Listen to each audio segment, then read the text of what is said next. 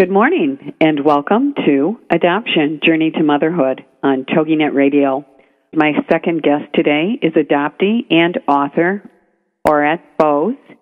Aurette did not find out that she was adopted until she was in her mid-30s. Welcome, Aurette. How did you come across the information that you found when you found out you were adopted? You were in your mid-30s. How did you come across this? I didn't really come across it as such. It was something that I suspected for most of my childhood and right throughout my adult life. And it was there were just several clues that were pointing in that direction. And it was only when I was diagnosed with depression that I suggested that it could be an underlying factor of my depression is that this unresolved issue in my life. And so I asked my counselor at the time to help me approach my parents about it, and he did, and they said yes. When you asked him, they said yes, she is adopted. Okay, and what were the signs, the telltale signs that you had that you were uncomfortable with? My mother, there were certain things she didn't know about me. She didn't know what day of the week I was born. She didn't know what time of the day I was born, and I know, that is something that all mothers normally know about their children, and mothers love to talk with other mothers about the birth process of their children and the labor and all that, and my mother just, when her friends were in conversations like that, she would just keep quiet, she would never contribute to the conversation, and then growing up, there were just things that I would ask her about, and she would say, no, that's fine. And what did she say? I can't remember. Yes, she would say, I can't remember. There was also a story that my mother used to tell me. My father always wanted a little girl with blonde hair and brown eyes, and one day they got this call from the hospital to say that there was a little girl available with blonde hair and brown eyes, and so my father said, well, wrap her up, we're coming to fetch her, and they did, and initially, I thought that was just a story, about the birds and the bees, like what children ask when children ask, where do we come from? And exactly. That was the answer she gave.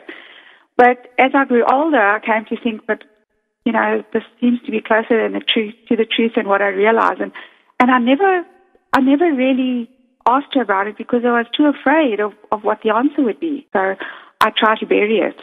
I tried to make peace with it. I told myself it didn't matter.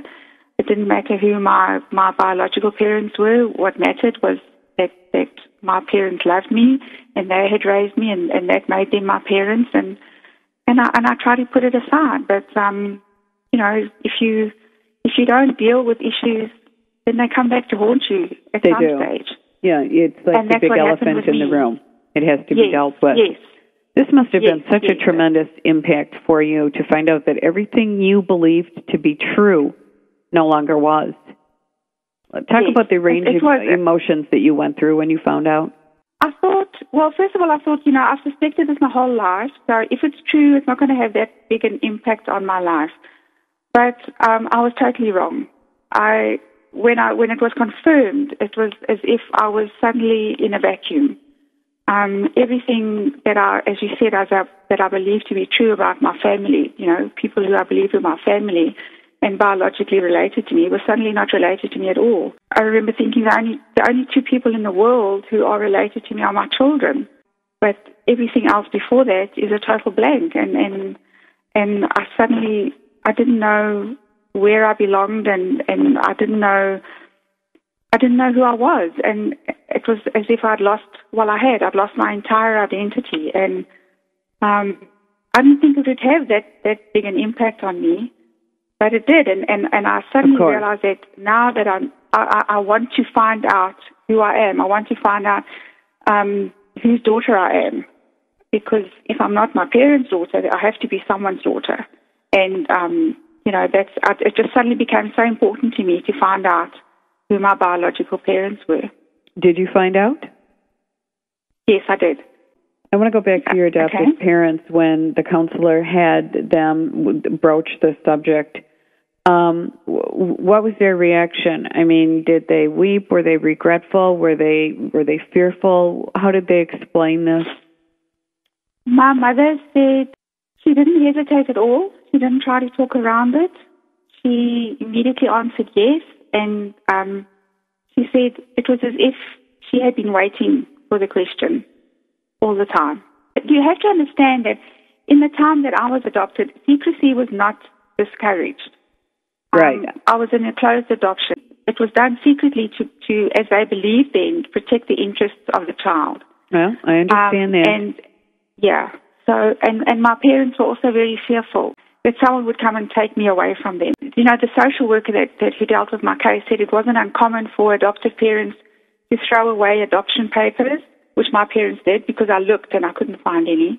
It was also not uncommon for them to move to another town where nobody knew that the child was adopted. And that's actually what my parents did. We lived in another small little town for a few years before moving again. And so, you know, they were very, very insecure and didn't know how to deal with it. And I think just as time went by, that window of opportunity of telling me just went away, you know, and they didn't know how to deal with it.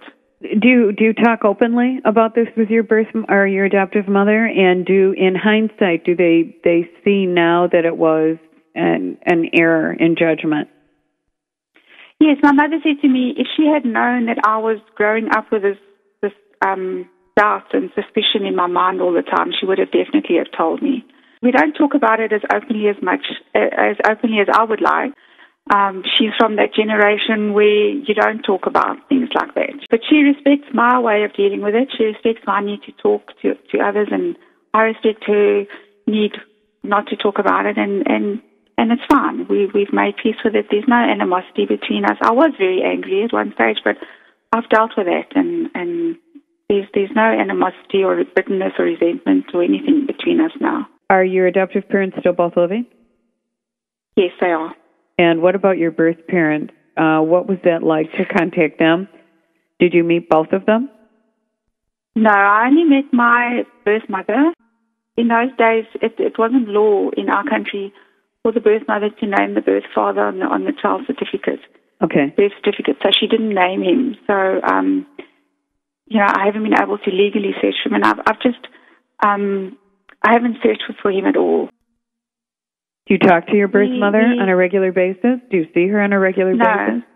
No, I don't. It was very difficult for me to deal with having two mothers in my life. Okay. And I felt that I was being pulled in two different directions all the time. And so I eventually decided to break off contact with my birth mother. My parents are elderly now at the moment. They're in their late 70s. Adoptive parents, or especially adoptive mothers, they think that if you meet your birth mother, you're going to run off to be with them now. And right. That's always a fear. Yeah. Yes. Yes. And she felt that exactly. And I just didn't want to feel that. So it was just in the best interest of everybody for me just to break off contact with my birth mother. But now and again, my husband, he acts as a middle man for me, and he phones her and finds out if she's okay and how she's doing. And that's good, because so there still is an underlying curiosity there. There's still a knowing, but so much of it is based on the fact that you found out this so much later in life that you're still rolling through the emotions. Aurette, you wrote a book called Someone's Daughter. Was that therapeutic for you? Yes, it was very, very painful to write. I kept a journal right through the whole process of what I went through and everything, and then I used those notes to write my book. It was very, very painful recalling all those emotions and memories and everything, but it was as if I was compelled to write it. I just wanted to share my story with other people because I was sure that there are other adoptees out there who can relate and who have similar experiences and who understand those emotions. Tell people where they can get a copy of that book, Someone's Daughter. It's available online from Amazon.com or Barnes & Noble. In the book, you talk about your reunion and development of your relationship with your birth mother. Tell us about that. Yeah, I would like to resume my relationship with my birth mother at some time. I just don't know when that would be. I just know the time now is not right. Okay. It was just that, as I think then I was still suffering from quite severe depression. Shortly after I met her, I was admitted to psychiatric ward of hospital with I was on the verge of a nervous breakdown. So, it was just too much for me to deal with.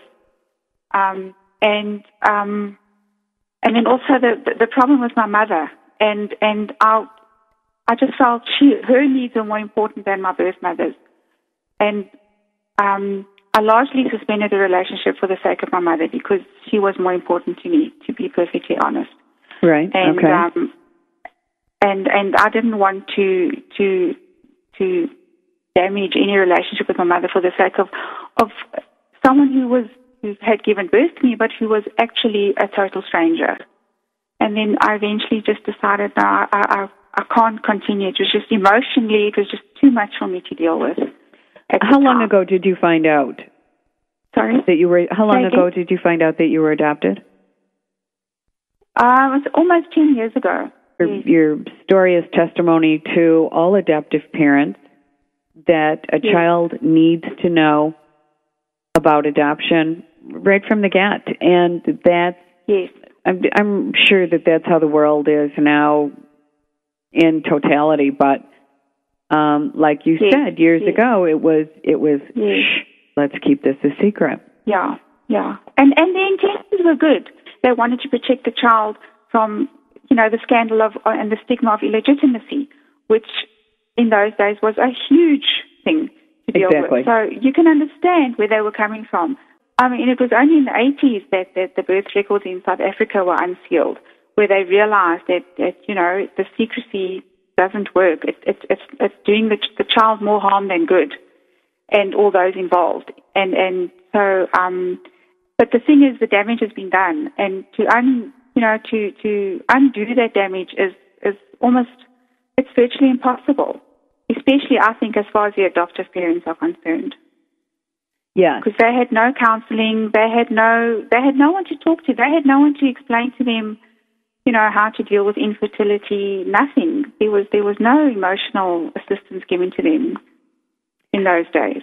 My birth mother did the same thing. She went into a home for unmarried mothers, and nobody knew of her condition. Only her mother and her older sister knew about it. She had a younger brother. He didn't know about it. He only found out about me when I made contact with her, about 10 years ago. Mm-hmm. So there was secrecy on her side as well because of that whole stigma and everything that you mentioned now. So, and that was hard for people to process as well. It's just something that is just how it was done back then. Right. You have stated that the very act of adoption necessitates rejection, loss, and considerable emotional pain. I believe that statement to be true. However, I also believe that we in the adoption world can help guide each other to healthier and happier outcomes. Just by being open and honest and answering questions to the best of our ability. We need to help our children find themselves, find their connections, know that it's okay to do this. Yes. I mean, even children who grow up in abusive situations still need to have honest answers about where they have come from, what their lineage is, where their roots are. What would you say to people who still want a closed adoptions today? It's not so much about the fact that it's closed, but I would just say, do not keep it a secret. Talk from day one. Right. And talk openly about it and make the child comfortable about it, and that they don't feel ashamed to be adopted. And give them as much information as they want about their birth parents.